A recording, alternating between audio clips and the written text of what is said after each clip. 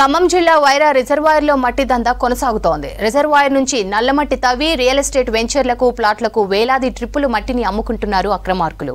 పంట పొలాలకు నల్లమట్టిని తరలించేందుకు రైతులు అనుమతి తీసుకుని అవసరమైన మేర మట్టిని తవ్వుకుంటున్నారు. ఇదే అదునుగా భావించిన కొంతమంది రైతుల పేరుతో అనుమతులు తీసుకుని నల్లమట్టికి బదులు గలస మట్టిని తవ్వుకుంటున్నారు.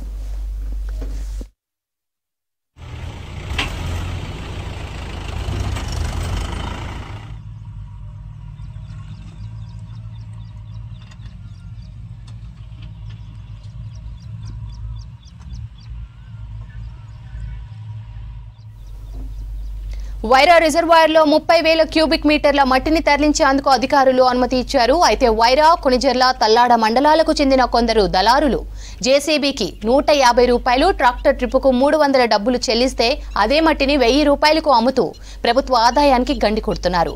ఇప్పటికైనా ఉన్నతాధికారులు స్పందించి వైరా రిజర్వాయర్లో జరుగుతున్న అక్రమ మట్టి దందాపై చర్యలు తీసుకోవాలంటున్నారు స్థానికులు.